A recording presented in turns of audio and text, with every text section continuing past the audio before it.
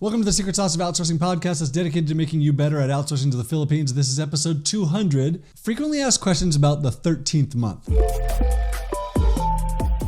So the 13th month payment is coming up in December, and I often get questions about it, so I'm going to try and answer a whole bunch of things about the 13th month, what it is. So the 13th month is an extra month's payment that is given to a person in the Philippines when they have worked for you for a year. And that's not completely true, so let's get into it. So the 13th month isn't required, first of all. So for you, it is not required. You do not have to pay this, but it is a really, really good idea. It builds really good loyalty. A lot of Filipinos will stick with a company longer because they know they're paying the 13th month, and the 13th month is such a big deal for them. It also tells them that the company is stable and able to pay the 13th month, and so that's a big deal for them. Plus, Filipinos often depend on the 13th month. Like, they budget for it. They plan large expenses or home remodeling projects around the 13th month. They use it to buy gifts for family at Christmas time. It's a big deal for them. For companies with a legal entity in the Philippines, it's actually required. So if you're a Filipino employer in the Philippines with a legal registered business, you're required to pay the 13th month.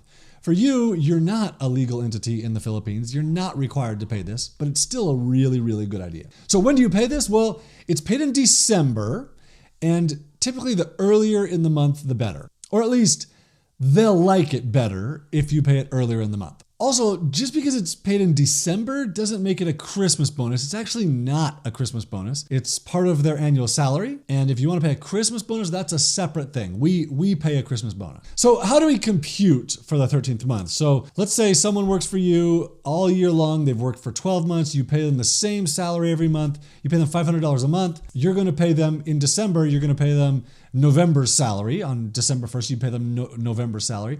And then somewhere in December 5th, December 16th, something like that, you're going to pay them $500 extra as the 13th month. Now, what if they haven't worked for you for the whole year? Or what if they're part-time? Here's an easy way to compute the 13th month. You add up the total amount of salary you paid them for the year, and you divide by 12.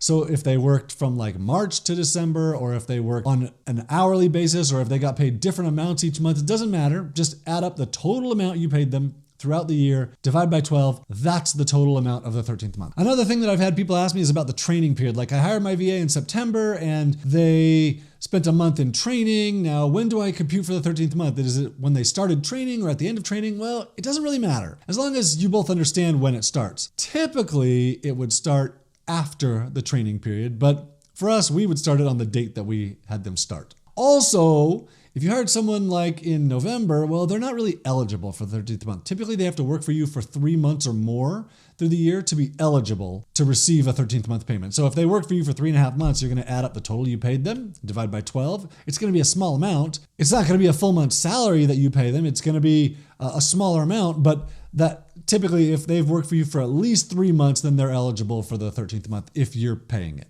For Philippines companies, it's a different story. They're obligated to pay it if the person has worked for them for 1 month during the year. So the next question I often get is like, I let go of my VA during the year. I let go of them in August. Am I still obligated to pay the 13th month? Well, you're not obligated to pay it at all, but a Philippine company would be obligated to.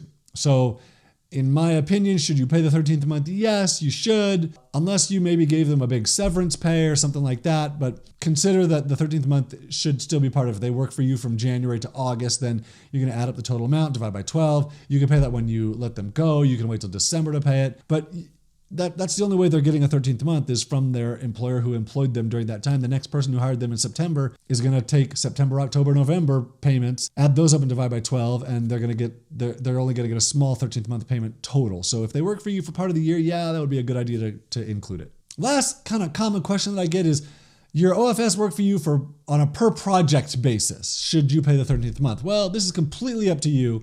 You don't have to. It's still a good idea though. It'll still build loyalty in that person as you come to them. Maybe you take some time off and they're working for other people and you come back to them. They're going to be more engaged in doing your work because you're paying them a 13th month. So for us, we always pay the 13th month, regardless of what goes on, we're paying it. And then we also give a Christmas bonus of like $25 to $50 in addition to the 13th month, and that also comes in December.